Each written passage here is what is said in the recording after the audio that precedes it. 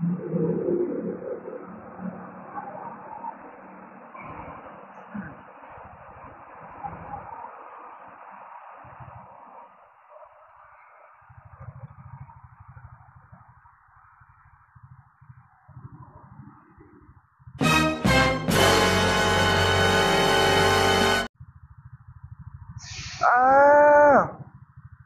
yung aksidente pala kahapon, cause yun ng manhole. Yung manhole dito, no, may open manhole dito ngayon. No? Doon na tayo dumaan, lapit tayo konti. Yung pala yung cause nun, yung manhole.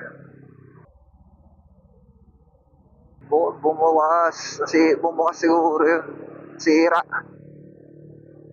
Kaya pala nakalubog yung ano, yung isang gulong ng ano, UP yung magsasasakyan.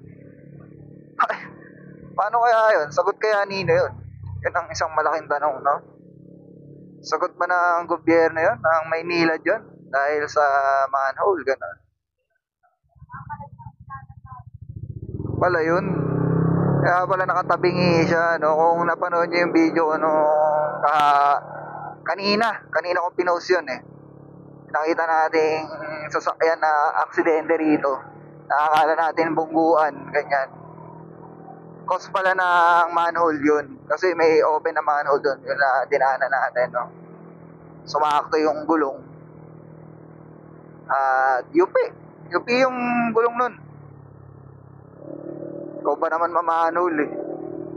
Nakatakot dumaan sa manhole. Baka biglang lumubog. Nakatakot.